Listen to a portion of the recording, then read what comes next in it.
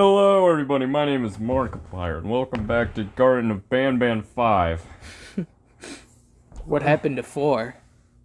Wait, I thought there already was a fourth one. There's not? It's coming July 7th, very Oh. likely. Welcome back to Garden of Banban 4. Today this is the Garden of Banban Christmas special. Called Christmas Tale. No A, no the, Christmas Tale. Yeah, no qualifiers. It merely is Christmas Tale. And there's some backstory to this, so Yes. we were talking about Hallmark movies and Christmas in July, because that's a thing.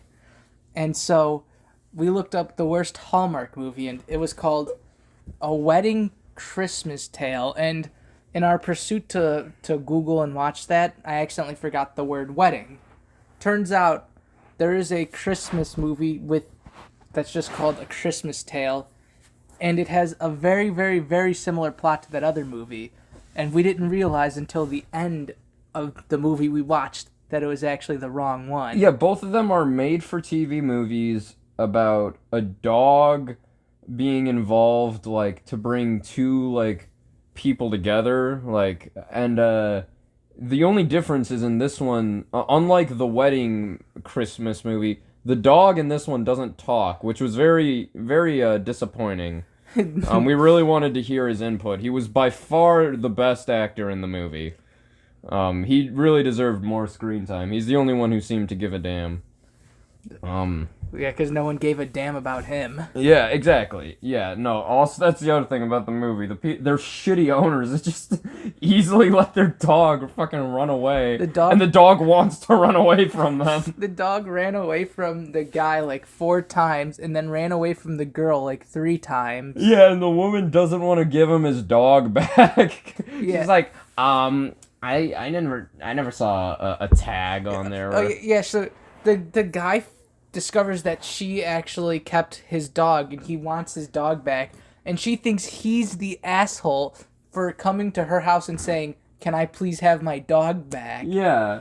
It's like, and it's like, not like the dog was at some random adoption center. Like, no, it's a place like for like abandoned and missing dogs. So like, she adopted from like a place like that, and then this guy comes along and is like, hey, that's my dog. I have a poster of him. It says he's missing. They also apparently, like, they appear to live pretty close. Like, so there's a decent chance she saw the dog before, and she's like, no, fuck you. And then they, like, agree on, like, a joint custody agreement to, They're like to share the they're dog. divorced parents who Yeah. hate each other even though they don't even know each other. Yeah, they're divorced before they even get together.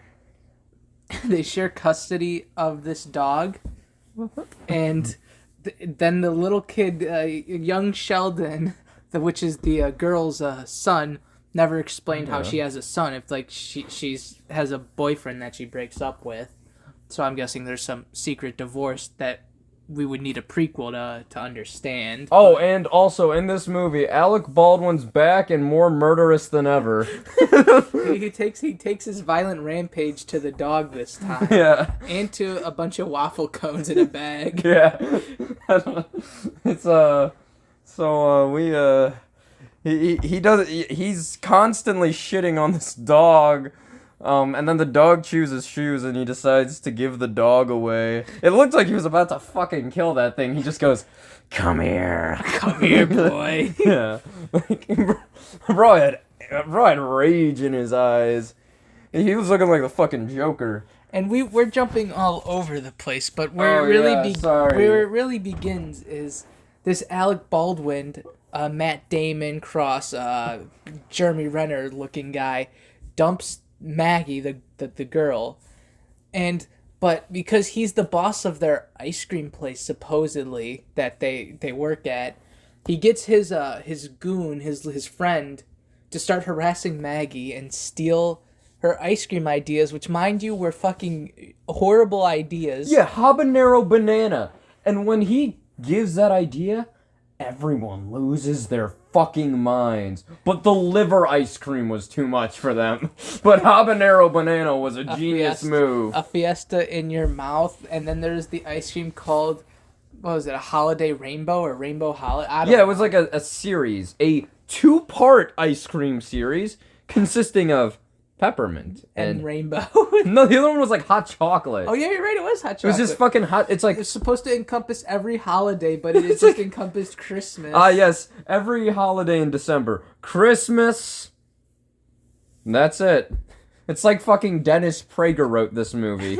but they said vanilla was too generic. Yeah, snowflake vanilla was too generic. But peppermint, no one has ever thought of that.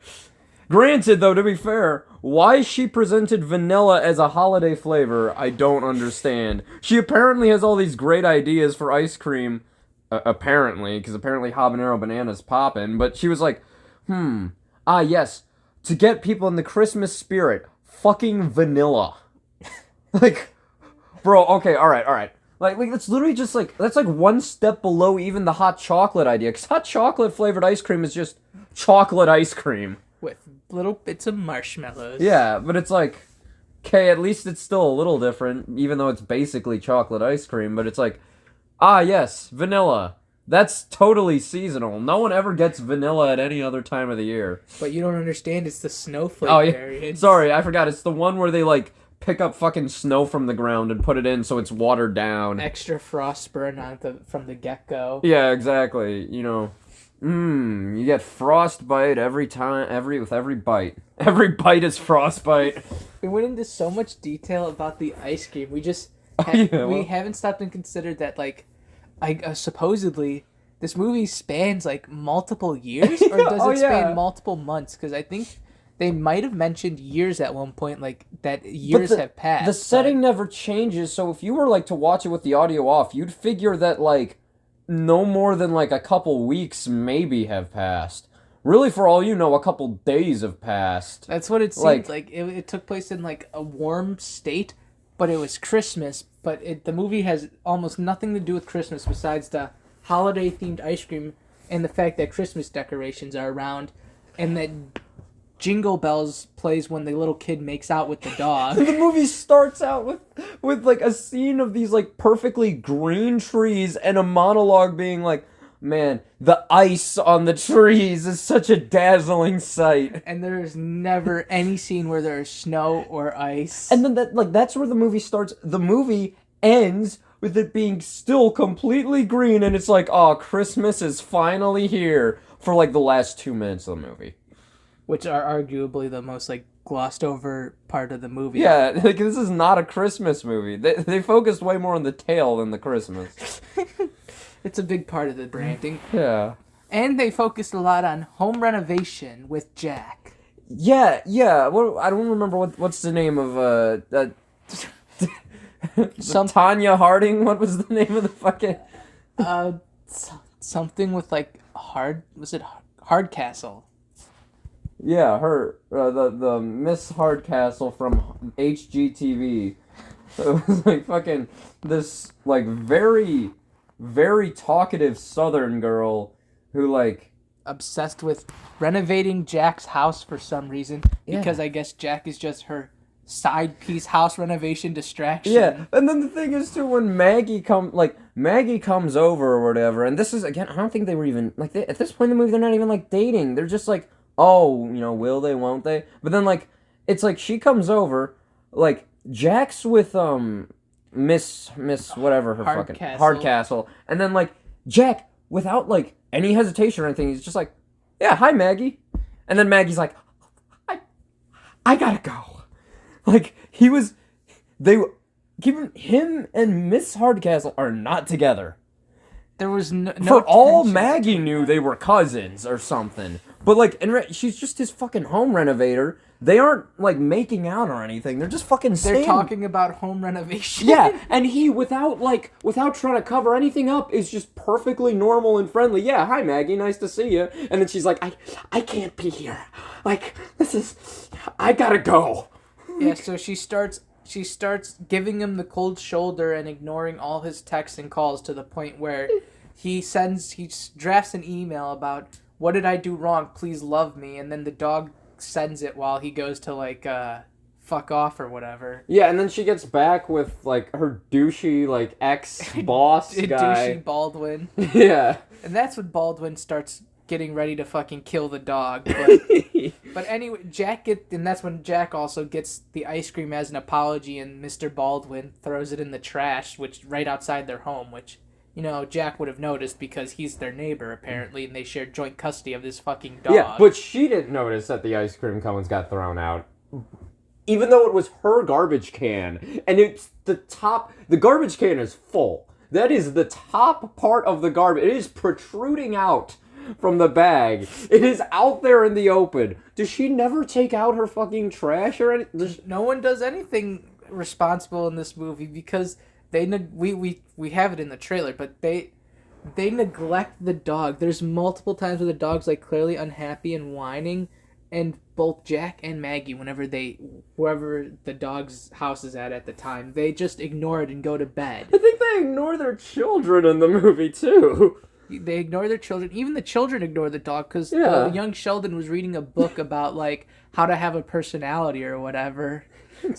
Young Sheldon was saying shit like, people with dogs tend to have great eyesight, as if like him buying a dog is gonna fucking magically cure his vision. Like, the other thing too is like a lot of the personality traits of the characters, they're established but have no relevance to the movie. Like the fact that Ethan, also known as Young Sheldon, is this young Sheldon type of guy, like that has nothing to do with the movie. Like you could argue, but like that's why he wanted a dog. Okay, but the fact that he's a kid would be reason enough for him to want a dog. So, like, the fact that he's, like, this uber smart, socially awkward guy doesn't have anything to do with the fact that they get a dog. It contributes nothing to the plot. The most it does is just, like, make unfunny quips and just be annoying. Yeah, but he's not even, like, sarcastic or anything. Like, and he's not even that socially inept. He just is annoying. Like, he's just, like, a nuisance. Yeah, like, his mom buys a dog. He's like,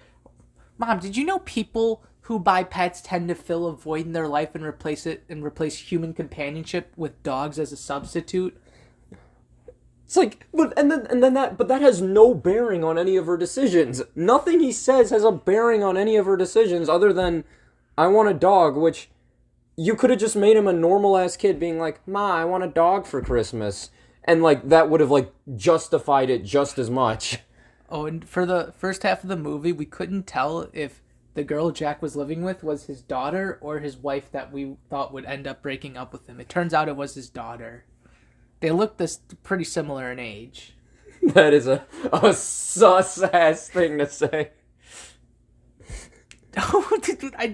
We couldn't tell. Well, no, I know we couldn't, but it's just it feels very sus saying that.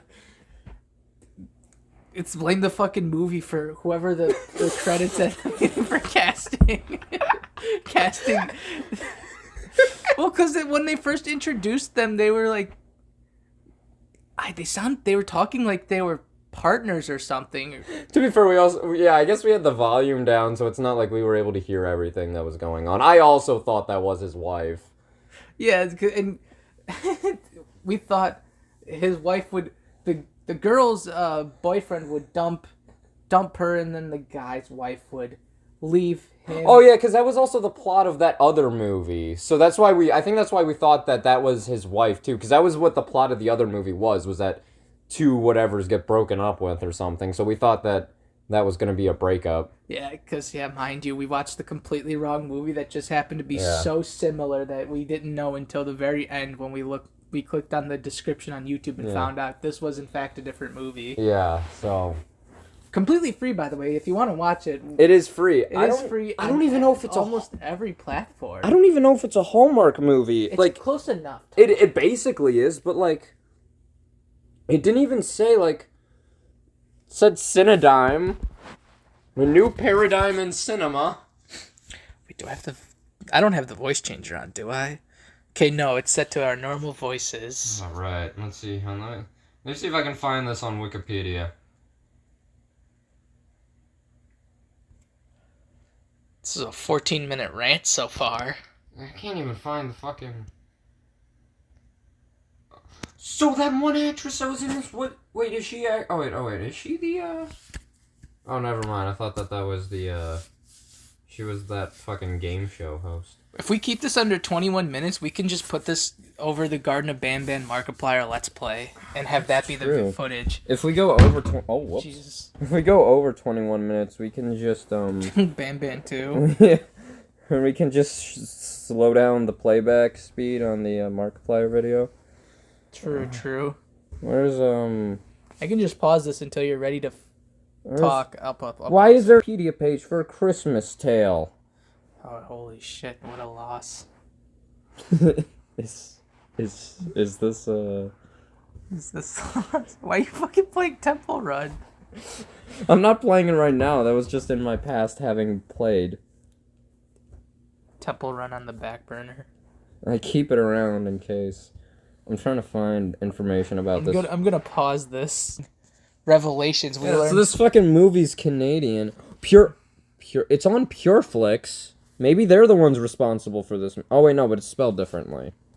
God, how many fucking movies need to be called Christmas Tale? This is.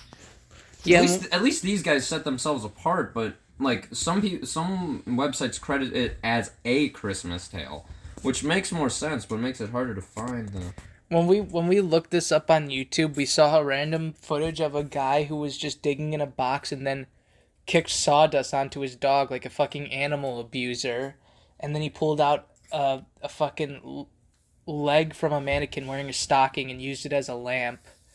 Oh yeah, doing the Christmas story scene. Yeah.